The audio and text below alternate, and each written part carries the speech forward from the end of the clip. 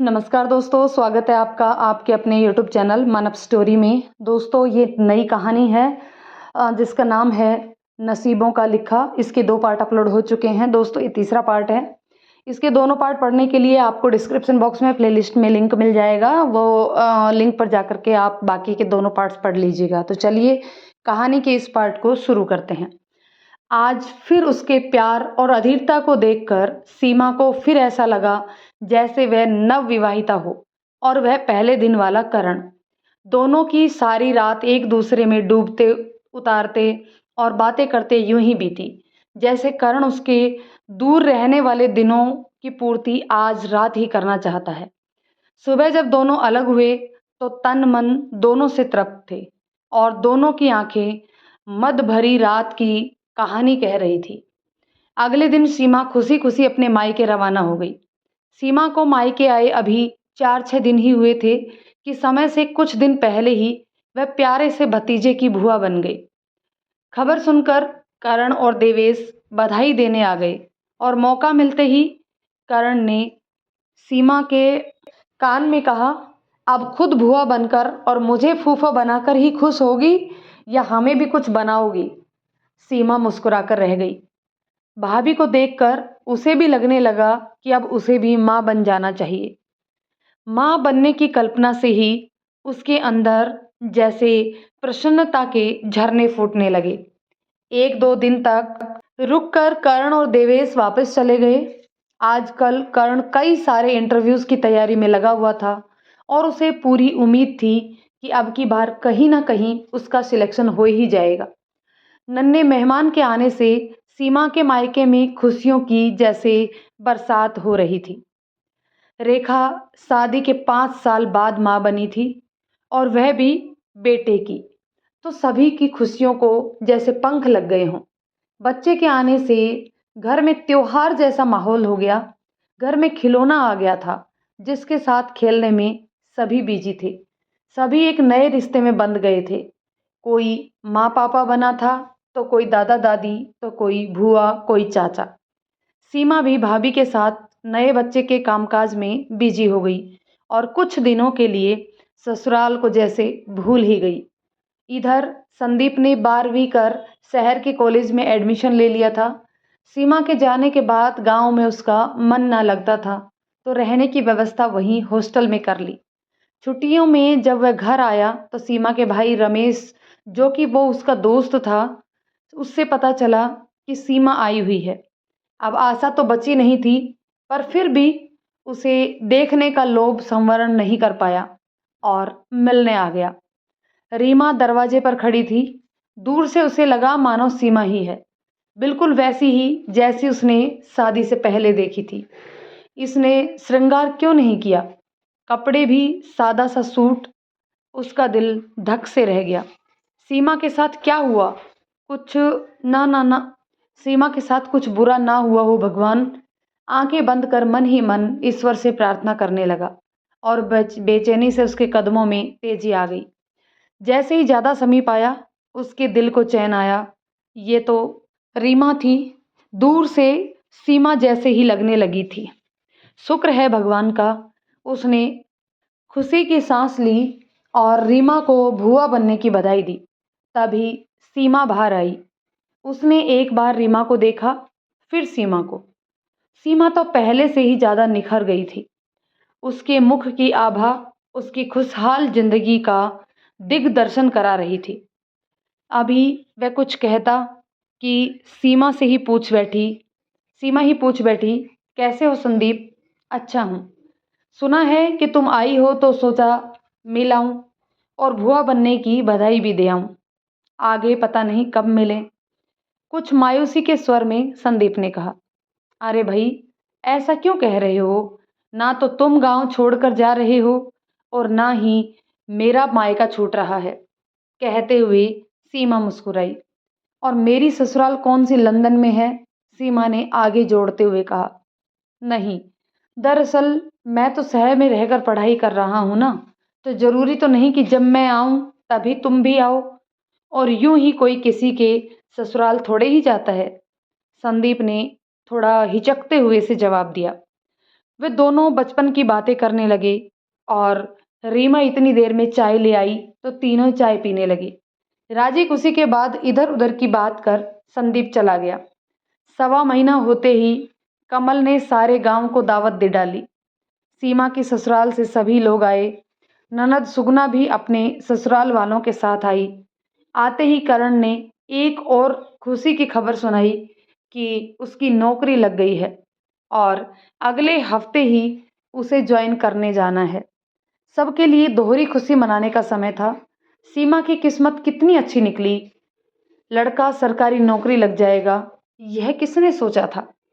माँ कांता और कमल तो जैसे खुशी से बावले हो गए थे। अभी अभी दादा दादी बने थे और जब दामाद की बढ़िया नौकरी लगी थी, उनकी बेटी शहर में रहेगी, उसके तो भाग्य ही खुल गए।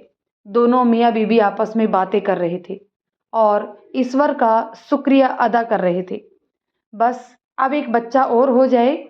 इसकी शादी को भी 3 साल हो गए हैं। कांता ने कमल के पास बैठते हुए कहा। हाँ, और रीमा की भी बात कहीं पक्की हो जाए तो गंगा नहा जाएं। कमल ने कांता की बात से सहमति जताते हुए कहा। कुछ दिनों से सीमा को अपनी तबीयत कुछ ढीली लगने लगी थी और वह इस बारे में भी करण से बात करना चाहती थी। उसे लग रहा था कि शायद कोई खुशी की बात है और वह सबसे पहले करण को ही ये खबर बताना चाहती थी। इतनी भीड़-भाड़ में सीमा करण से बात करने का मौका देख रही थी, परंतु उसे एकांत ही नहीं मिल रहा था और वह अपने मन की बात भी नहीं कर पाई। अगले दिन जब रोशन जी ने सीमा को ले जाने की बात उसके पिताजी को कही, तो उन्होंने उसे अभी कुछ और दिन रखने के लिए अनुमति मांग ली। बच्चा अभी छोटा है और रीमा को लड़के वाले देखने आने वाले हैं। सीमा को कुछ दिन बाद वह स्वयं छोड़ आएंगे। सीमा का मन तो रुकने का ज़्यादा नहीं था, क्योंकि वह करण के साथ अपनी खुशियाँ बाँटना चाहती थी। करण भी बहुत खुश था कि उसकी मेहनत सफल हो गई थी और मन से चाहता था कि सीमा उसके साथ चले, पर बड़ों के आगे दोनों ही कुछ ना कह पाए। रेखा ने सीमा की बेचैनी देखी, पर इस अवस्था में वह भी उसकी कोई मदद नहीं कर पाई। सभी अगले दिन अपने-अपने घर के लिए रवाना हो गए। इधर सीमा और करण खुशी की बात होते हुए भी अंतर्मन से कुछ दुखी ही हो रहे थे। दोनों एक दूसरे से मिलना, बात करना चाहते थे और दोनों आपस में खुशियाँ बाँटना चाहते थे, लेकिन ऐसा ना हो पाया, तो दोनों को ही ऐसा लगा जैसे उनके दिल में कोई कसक रह गई है। आखिर दोनों को आपस में बातें किए 1.5 महीने से भी ऊपर जो हो गया था। जब से करण गया था, सीमा बुझी-बुझी थी। पता नहीं क्यों बार-बार उसे करण के साथ बिताई अपनी आखिरी रात याद आ रही थी और उस रात की यादगार को अपने अंदर महसूस कर रही थी। जब रेखा ने उसे परेशान और बेचैन देखा, तो एकांत में उसकी बेचैनी का कारण पूछते हुए चुहल की। क्या बात है जीजी? कुछ परेशान सी हो? करण जी के बिना जी नहीं लग रहा। मुझे पहले पता लग जाता कि आपसे अब रहा नहीं जा रहा उनके बिना, तो आपके भाई से कहकर कुछ व्यवस्था करवाती। नहीं भाभी, ऐसी कोई बात नहीं है। बस उनकी नौकरी की बधाई नहीं दे पाई और जब वो नौकरी पर पहली बार जाएँगे, तो मैं वहाँ नहीं हो पाऊँगी। तो बस थोड़ा-सा बुरा-सा लग रहा है। और कहते-कहते सीमा चुप हो गई। उसने सोचा अपने मन की बात भाभी को बता दे या नहीं।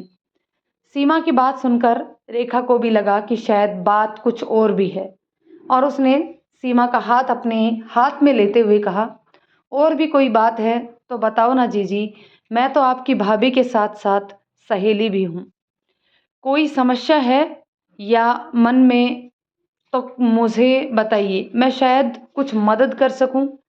वो पिछले महीने और इस महीने, मतलब कल महीना नहीं आया और मुझे अपनी तबीयत भी कुछ दिनों से अच्छी नहीं लग रही, तो मुझे लगा कि शायद सीमा ने संकोचाते हुए रेखा को अपने मन की बात बता दी। मतलब की बात खुशखबरी की है, रेखा ने खुश होते हुए कहा, और इसलिए करण जी से मिलने की बेचैनी हो रही थी। सीमा चुप रही। इस बात को पक्का करने के लिए हम टेस्टिंग करवा लेते हैं। रेखा ने सीमा को गले लगाते हुए कहा। फिर रेखा ने अपनी सास को बता दिया और माँ कांता ने जब सुना तो वह भी खुश हुई और रीमा को दाई बुलाने के लिए भेज दिया। दाई ने जब आकर सीमा की नब्ज देखी और उसका चेकअप किया तो जिसमें पल रही एक और धड़कन की जानकारी उसने सभी को दे दी। घर में जैसे खुशियों की बहार आ गई। अभी अभी बहू माँ बनी और अब बेटी के माँ बनने की खबर, और इधर दामाद की नौकरी लग चुकी थी। दाई के जांच करने के बाद बात बिल्कुल पक्की हो चुकी थी। सुनकर सीमा का दिल बल्लियों उछलने लगा था। इस बात के लिए करण उसे कह रहा था, भगवान ने वह बात सुन ली थी और अब उसकी झोली भी भरने वाली थी। इस खबर मात्र से उसके अंदर जैसे वात्सल्य का सागर सा उमड़ने लगा। कभी वह अपने पेट पर हाथ फिराकर एहसास करने की कोशिश करती तो कभी कल्पना करती कि कर्ण भी ऐसे ही देखेगा। उसने कितने ही ख्वाब उसने एक पल में ही देख लिए थे। आने वाला बच्चा कैसा होगा, लड़का होगा या लड़की होगी, क्या नाम रखेंगे, क्या बनाएंगे, आदि आदि। अब तो उसको ऐसा लग रहा था कि कब कर्ण से मिलना हो और कब कर्ण को वह खुद खुशखबरी सुनाए। कर्ण कितना खुश होगा। सच में कर्ण के साथ आखिरी रात उसकी जिंदगी की बेहतरीन रात थी, जिसने उसको सारी जिंदगी के लिए अमूल्य तोहफा जो दे दिया था। और वह उस दिन अपने और कर्ण के बीच हुई बातों में खो गई। अब सीमा जल्दी से जल्दी कर्ण से मिलना चाहती थी, पर उसकी माँ ने अब उसे कुछ दिन और मायके में रहने को कह दिया। माँ सीमा को संभल कर रहने को कहती और उसे काम ना करने देती। बेटी, 1 महीना और गुजर जाने दे, 3 महीने पूरे हो लेंगे तब चली जाना। तब तक भ्रूण भी ठीक से गर्भाशय में सेट हो जाएगा और तेरी तबीयत में भी सुधार आ जाएगा। वहां पर तेरी देखभाल के लिए कोई नहीं है। माँ तो माँ की तरह फिक्रमंद थी, जानती थी कि ससुराल में देखभाल करने वाला कोई नहीं है और सुगना भी कोई ज्यादा बड़ी और समझदार नहीं थी। उसे क्या पता ध्यान कैसे रखना है।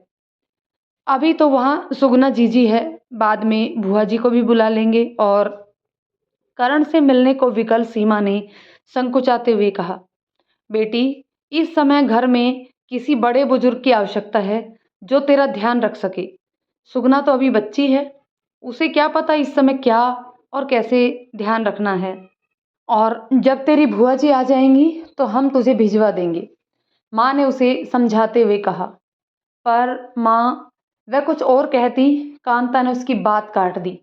कोई नहीं बेटे, इस समय तेरी सेहत ज़्यादा ज़रूरी है। घर में कोई बुजुर्ग महिला भी नहीं है, नहीं तो मैं तुझे भेज देती, कहकर माँ उसे आराम करने के लिए कहकर चली गई। पता लगने के बाद भी सप्ताह हो गया था और इसी बीच रीमा को देखने लड़के वाले आकर देख गए और अब कमल को घर बार देखकर तय करने जाना था। माँ की बात सुनकर सीमा चुप लगा गई। माँ से कैसे ही वो अपने दिल की बात कहती कि इस समय उसे करण से मिलने की कितनी उत्कंठा हो रही है। सीमा ने रेखा को मन की बात कही, भाभी, कल तो वह नौकरी पर ही जाएंगे, तो मैं चाहती थी कि मैं खुद उन्हें तिलक लगाकर विदा करूं। रेखा भाभी ने उसे दिलासा दिया, कोई नहीं जीजी, हम करण जी के पास खबर भेज देते हैं, उन्हीं को बुलवा लेंगे। मम्मी की बात सही है, शुरुआत में थोड़ी सावधानी रखनी चाहिए। रेखा के दिलासे पर सीमा के मन को कुछ सुकून आया। इधर करण सोच रहा था कि शाम तक सीमा आ जाएगी शायद। सीमा को गए लगभग 2 महीने हो गए थे, होने वाले थे, और अब करण को उसकी याद बहुत ज़्यादा सता रही थी। उसके बिना उसके दिन नहीं कट रहे थे। पहले तो वह पढ़ाई में व्यस्त रहकर भी अपना समय गुजार लेता था, पर अब नौकरी लगने के बाद कोई काम भी नहीं था। वह सोच रहा था या तो वह खुद ही आ जाए, नहीं तो कल वह खुद जाकर वापस ले आएगा। आखिर कोई इतने दिन थोड़े ही मायके में रहता है। और भी तरह तरह के विचार आ रहे थे। कभी उसको सीमा पर गुस्सा आता कि वह क्यों नहीं आ रही, और कभी खुद पर कि उसे इंतजार करने के बजाय वहाँ खुद जाकर वापस ले आना चाहिए था। रात गहरा गई थी। पर सीमा नहीं आई तो सोचने लगा कि सुबह सुबह आ जाएगी शायद। उसे भी तो उस मुझसे मिलने और नौकरी की बधाई देने की इच्छा होगी। लेकिन उसकी प्रतीक्षा प्रतीक्षा ही रही। आखिरकार निराश हो गया। जाने का समय हो रहा था कि तभी वहां पर सीमा का छोटा भाई पहुंच गया और करण के चेहरे पर खुशी आ गई। उसे लगा पीछे पीछे सीमा भी है। आखिरकार सीमा दूर नहीं रह पाई उससे और इस खुशी के मौके पर आ ही गई। लेकिन दरवाजे पर थोड़ी देर टकटकी लगाकर देखता रहा, पर वहां कोई भी नहीं था। उसने अपने साले रमेश की तरफ प्रश्न भरी नजरों से देखा। तब सीमा के भाई ने मिठाई का डिब्बा आगे करते हुए जो खुशी की बात उसे सुनाई, उसे सुनकर उसका मन खुशी से झूम उठा। उसकी माँ ने सीमा को देखभाल के लिए रोक लिया है, यह सुनकर बुझ सा गया। पर जब यह पता लगा कि ऐसे में यात्रा ठीक नहीं थी और अभी देखभाल की जरूरत है, तो जानकर संतोष भी हुआ कि उसी की भलाई के लिए ही रोका है। तो उसने मन को मना लिया। हाँ, यहाँ ऐसे में उसकी देखभाल कौन करता भला। जैसे ही सबने खुशी की खबर सुनी, सभी बहुत प्रसन्न हुए।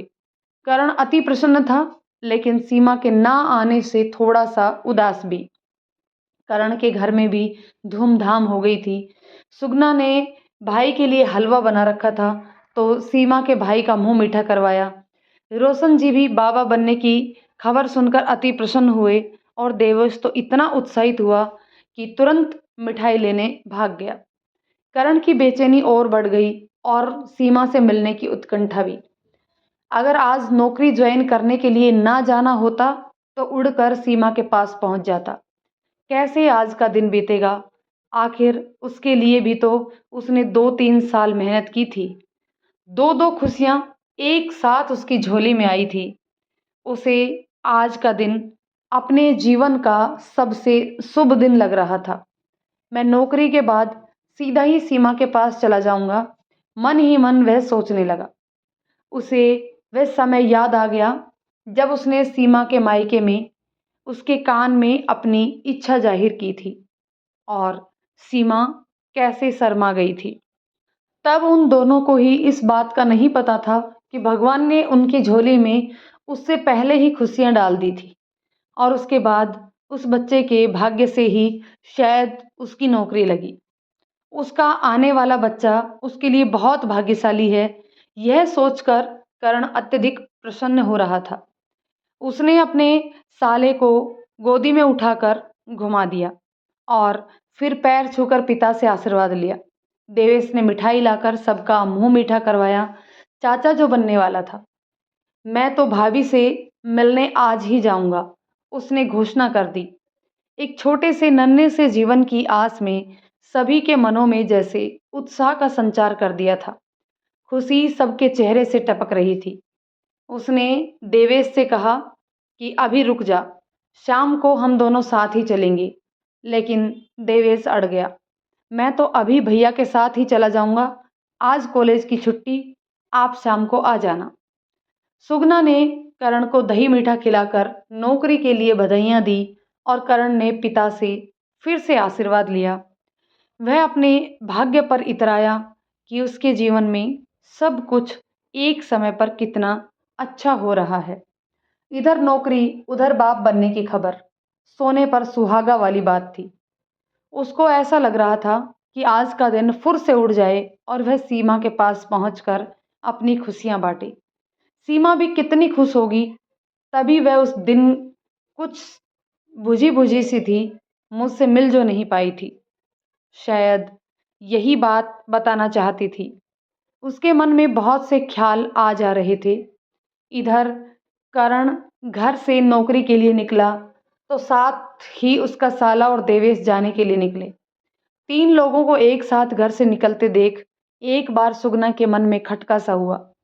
शुभ काम के लिए 3 लोग एक साथ नहीं जाया करते। यह सोचकर वह भी उनके साथ घर से बाहर निकल ली और थोड़ी दूर तक उनके साथ जाकर वापस लौट आई। सब कुछ अच्छा रहे, मन ही मन ईश्वर से प्रार्थना की।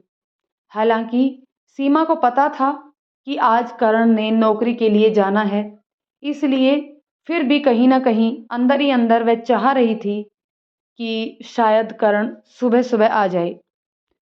लेकिन करण की जगह देवेश को आया देख वो थोड़ी बुझ सी गई। फिर यह सुनकर कि करण नौकरी के बाद शाम को सीधा यहाँ आ जाएगा, उसको थोड़ी-सी राहत भरी खुशी महसूस हुई। देवर भाभी ने बहुत सारी बातें की। देवेश कहता कि उसको भतीजी चाहिए, गोल-मटोल चुलबुली सी, और सीमा की इच्छा थी कि करण जैसा बेटा हो। पता नहीं यह ईश्वर प्रदत्त स्वाभाविक इच्छा है या विपरीत लिंगों के प्रति सहज आकर्षण। अक्सर माएँ बेटा चाहती हैं और पिता बेटी। करण क्या चाहता होगा? सीमा देवेश की बात सुनकर मन ही मन सोच रही थी। सीमा बात तो देवेश से कर रही थी, लेकिन उसका सारा ध्यान करण क्या सोचेगा, क्या कहेगा, क्या प्रतिक्रिया देगा, कितना खुश होगा, इन सब में डूबा हुआ था। रेखा और देवेश सीमा की इस बेचैनी को देखकर उसकी खिंचाई और छेड़छाड़ कर रहे थे। इतना भी ज़्यादा मोह अच्छा नहीं, मिलने के लिए इतनी बेचैनी कि बाकी सब पर ध्यान ही नहीं। सीमा सुनकर छेप गई। करण की प्रतीक्षा में सीमा शाम होने का इंतजार करने लगी। इंतजार के ये पल उसे बहुत लंबे लग रहे थे। सभी उसके आसपास थे, सब कुछ अच्छा था, लेकिन फिर भी उसको अकेलापन और अंतर्मन में कुछ खाली-खाली सा लग रहा था। उसको सिर्फ अपने करण की प्रतीक्षा थी, और यह प्रतीक्षा उसको सदियों के समान लग रही थी। अभी उसे मायके में 10 दिन और काटने थे। सब कुछ अच्छा चल रहा था, घर में खुशियों की बहार थी। कहते हैं कि खुशियों पर नज़र बहुत जल्दी लगती है। ज़्यादा खुशियाँ कभी-कभी गम का कारण भी बन जाती हैं। दोस्तों, कहानी के इस पार्ट को अभी यहीं ख़त्म करते हैं। मिलते हैं एक और पार्ट में, जानते हैं आगे क्या होता है। तब तक के लिए कहानी कैसी लगी कमेंट करके ज़रूर बताइएगा। यदि कहानी पसंद आए तो लाइक शेयर करें। चैनल पर नए हैं तो प्लीज़ चैनल को सब्सक्राइब ज़रूर कर लें। धन्यवाद दोस्तों।